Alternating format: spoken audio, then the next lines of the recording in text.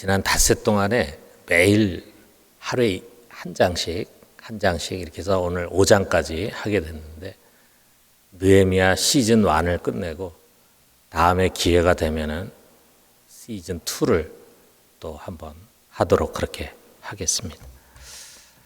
자, 우리가 어제 영적 싸움에서 이스라엘이, 유다 사람들이 예루살렘 성벽을 재건하는데 그들을 대적하고 방해하는 자들이 있었다. 그런데 이들을 잘 물리치고 유대인들이 하나로 잘 연합해서 성벽을 쌓아간 것을 우리가 나눴습니다. 자, 그런데 이제 외부의 적을 잘 막아내면서 지속적으로 성벽 재건 사업을 해나가는 가운데 또 다른 문제가 터져나왔어요. 이번에는 공동체의 내적인 문제예요. 오늘 여기 유다 공동체에서 일어난 위기가 무엇인지, 또 그것을 해결해 나가는 느헤미야의 리더십이 어떤 것인지를 우리가 살펴봅시다.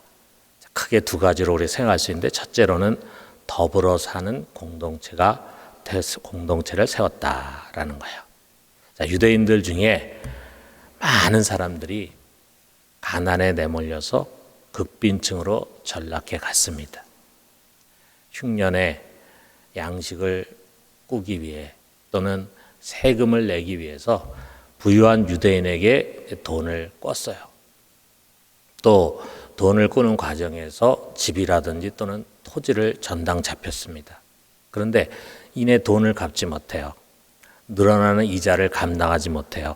그래서 아예 전당 잡힌 부동산을 빼앗긴 사람들이 많았습니다. 여기서 더 나아가서 결국은 자기의 자녀들까지 종으로 파는 그런 비극에 이르고 만 것입니다.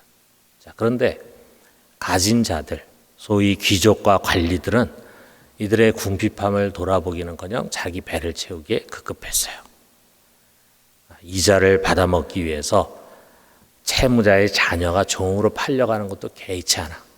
이자도 아주 큰 높은 이율로 돈을 빌려주고 많은 이자를 받고 하는 일들을 했습니다. 이 소식을 들은 느헤미야가 아주 심하게 분노를 했습니다. 그는 혈기를 쫓아서라기보다도 깊은 생각을 가지고 이 문제를 어떻게 해결할 것인가 고민하는 가운데 귀족과 관리들을 불러가지고 그들을 엄하게 책망을 합니다. 그리고 이들에게 가난한 백성을 구하기 위해서 두 가지 결단을 내리라고 촉구를 합니다. 먼저 꿔준 돈에 대한 이자를 더 이상 받지 말라라고 하는 거예요. 그리고 여기서 더 나아가서 그들에게 전당 잡힌 가난한 사람들의 부동산을 모두 되돌려줘라. 그리고 이자로 받은 돈까지도 되돌려줘라. 이렇게 그들에게 명했습니다. 한마디로 채권자의 모든 권리를 다 포기하고 이제 돈도 내놔서 가난한 사람이 살 수 있도록 그렇게 해라라고 명한 것이죠. 어떻게 보면 너무 과격한 명령일 수도 있습니다. 자, 거센 반발이 나올 만한데 놀랍게도 그들은 느헤미야의 이 명령에 순종합니다. 12절에 우리가 당신의 말씀대로 행하여 돌려보내고 그들에게서 아무것도 요구하지 아니하리다. 이렇게 느헤미야 앞에 순종을 맹세합니다. 자, 느헤미야는 이들 하나하나를요 제사장 앞에 서약하게 했어요. 그리고 그대로 행하지 않을 때는 하나님께서 이들의 재산을, 너희들의 재산을 다 몰수해버릴 것이다. 그리고 우리 이스라엘 공동체에서 내칠 것이라는 저주의 선언을 했습니다. 이에 회중이 아멘하면서 하나님을 찬송하고, 그리고 또한 백성들은 그 말한 그대로 이제 순종하고 실행을 했습니다. 이로 인해서 유다 공동체는 분열과 원망의 위기에서 벗어나서 기쁨을 나누는 축제 공동체로 변화되면서 더 강력한 힘을 갖게 되었습니다. 자, 우리가 지난 수요일에 에스라에 대해서 했을 때 에스라의 영적 부흥과 갱신, 개혁의 초점은 이방인과의 자본의 죄에서 돌이키는 것이었어요. 자, 그런데 오늘 느헤미야의 영적 부흥은요, 탐욕의 죄에서 돌이키는 것입니다. 에스라가 율법을 쫓아서 도덕적인 죄를 지적했다면 느헤미야도 율법의 가르침을 쫓아서 사회적인 죄를 지적하는 거예요. 여러분, 이 두 가지가 다 중요합니다. 우리 그리스도인들이 너무 도덕적인 죄에만 치우치면 안 돼요. 도덕적인 죄와 아울러 사회적인 죄를 항상 생각할 줄 알아야 합니다. 자, 건강한 공동체는요, 다른 무엇이 아니라 더불어 사는 공동체예요. 어떤 공동체의 건강성에 중요한 시금석은 바로 이것입니다. 얼마나 더불어 살아가려고 하는가. 거기에 있는 공동체 구성원들이 얼마나 더불어 살아가려고 하는 의식을 갖고 있는가. 여기에 달려 있어요. 이것은 소그룹 목장도 그렇고, 교회도 그렇고, 가정도 그렇고, 또 기업도 그렇고, 국가 공동체도 마찬가지입니다. 가난하고 헐벗은 사람들로 하여금 어떻게 함께 살 수 있도록 하느냐, 이거 문제예요.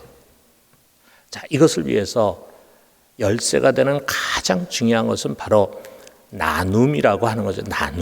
나누지 않으면은 더불어 사는 것은 불가능합니다. 이것을 오늘 우리 성경이 우리들에게 가르쳐 주고 있는 거예요. 여러분, 우리가 지금 전 세계에 수많은 교회들이 있고, 우리가 교회 역사가 2000년이 됐는데 가장 첫 번째 교회를 우리는 잊어서는 안 됩니다.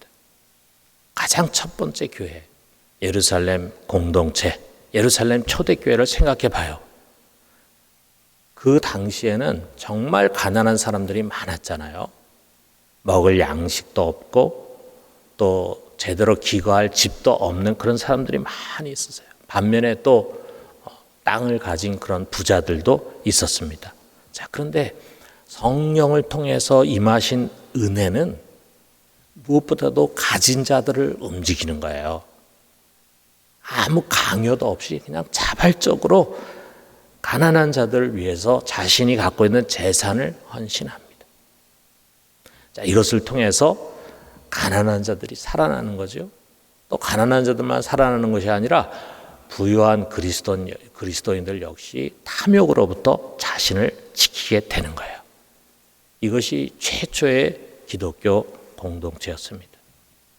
성령은 교회가 이 정신을 지켜가기를 원해요. 뭐 이들과 똑같이 하라고 하는 것은 아니지만, 우리가 그 다음에 이제 이방인 교회들이 형성될 때 예루살렘과 똑같이 하지는 않았어요. 그렇지만 항상 그 정신을 가르치고 그 정신을 이어가려고 했어요. 가정이나 또는 교회나 또는 어떤 사회 집단이나 심지어는 국가 안에서 하나님을 진정 경외하는 사람은 항상 자신의 것을 나누면서 더불어 살아가려고 하게 됩니다. 그래서 나 홀로 잘 사는 사람이 되려고 하는 것이 아니라 이웃과 함께 살아가려고 하는 사람이 되게 한다 이거죠. 이것이 성령이 우리에게 변화시키는 하나님 나라의 올바른 가치관입니다. 여러분, 변화된 신앙이라고 하는 것은요, 예수를 믿어서 재물을 늘리는 축복을 받는 자가 아니라 자신의 것을 나눠줄 줄 아는 축복을 받는 자예요. 올해 나의 수입이 얼마나 늘었다, 또 나의 재산이 얼마나 늘었나를 계산하기보다는 작년에 비해서 얼마나 더 많은 재물을 나눴는가, 이것을 계산하는 것이 바른 신앙이라 이거죠. 자, 우리 주위에는 항상 가난하고 어려운 사람들이 많이 있습니다. 자, 그런데 특별히 이 코로나로 인해서 새로운 빈곤층들이 형성이 되고 있습니다. 잘 되던 사업이었고 또 잘 되던 가게였는데 뭐 이것으로 인해서 그것이 무너지고 문을 닫고 하면서 빚더미에 올라앉는 사람들이 많이 있습니다. 자, 우리 교회가 제도적으로 할 수 있는 일을 해야 하지만 그건 못지않게 우리 성도들 간에 물질을 통한 사랑의 전달이 왕성하게 이루어지고 동시에 은밀하게 이루어져야 합니다. 또 이런 나눔은요, 우리 교회의 울타리 안에만 머무는 것이 아니라 여기서 벗어나서 우리가 몸을 담고 있는 모든 이 세상 속의 공동체에서 실천이 될 수 있어야 합니다.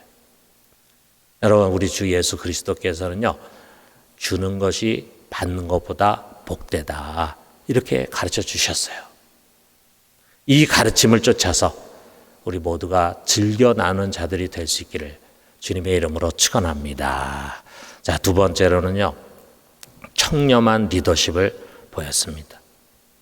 자, 가난한 자들을 위해서 엄청난 재산상의 손실을 감수하라고 하는 이 느헤미야의 명령을 받아들이고 순종하는 것은 바로 느헤미야의 리더십에 대단한 영적 권위가 있었음을 보여주고 있습니다. 백성들은 느헤미야를 두려워하면서 또 존경을 했어요.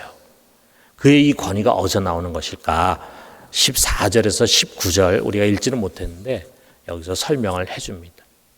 자, 예루살렘 성벽을 재건하는 그 해에 느헤미야는 아닥사스다 왕으로부터 유다의 총독으로 임명이 됐어요. 그래서 12년 동안을 봉직을 했습니다. 그렇다면은 백성들은요, 그가 유다 최고의 권력자라고 하는 외적인 권위로 인해서 순종하고 그를 따랐는가? 물론 총독이니까 당연히 그들이 따르고 또 순종해야 했겠죠. 자, 그러나 그것이 전부가 아닙니다. 여러분, 사람들은요, 그런 외적인 권위에는 겉으로는 순응하는 듯 하지만 내적인 순종이 이루어지지 않을 수가 있어요. 이런 순종은 어떤 한계에 부딪히면 과한 명령을 내리거나 그러면 반항으로 나타나게 됩니다. 그런데 느헤미야의 권위는 총독이라고 하는 그의 권력 또 권위의 자리 그 자체에 있는 것이 아니라 그의 청렴함에 있었습니다. 그 이전의 총독들은 그 지위를 이용해 가지고 토색하고 백성을 압제했다 그래서 이런저런 이유를 들여가지고 백성들의 재산을 빼앗아 가지고 자기 배를 채워요. 그리고 권력을 가지고 백성들을 억압을 해. 그런데 느헤미야는 철저히 백성을 섬겼어요. 그는 녹을 먹지도 아니했고 도리어 자신의 돈으로 백성들을 대접합니다. 그래서 매일 그가 섬기는 식객이 150명에 이르렀다 그랬어요. 여러분, 백성을 사랑하고 섬기는 이런 마음이 바로 그의 권위였습니다. 이렇게 자신이 먼저 희생의 본을 보였기 때문에 백성들이 그를 신뢰하고 희생을 명하는 명령에 순종할 수 있었어요. 여기 내용 보면 나도 가난하고 어려운 사람들한테 돈을 꿔줬다. 그러나 1절 2자를 받지 않았다. 그런 이야기를 하는 것을 볼 수 있습니다. 자, 오늘날 이 어두운 세대 속에 우리 교회 지도자들은 진정 마음의 허리띠를 졸라매고 정결한 삶을 살아야 합니다. 영적 지도자들이 탐욕에 사로잡힌다면요, 외적으로 아무리 거룩하게 보여도 결국은 참된 영적 권위를 가질 수가 없을 것입니다. 그리고 여기서 우리 교인들의 진정한 내적인 순종은 나오지 않습니다. 지도자에 대한 존경과 순종이 결여된 공동체는 유약한 공동체가 되지 않을 수 없습니다. 아울러 여러분, 우리 모두는요, 하나님께서 이 세상 가운데 세우신 왕 같은 제사장들이라 그랬어요. 모든 그리스도인들이 이 세상 속에서 영적인 지도자들입니다.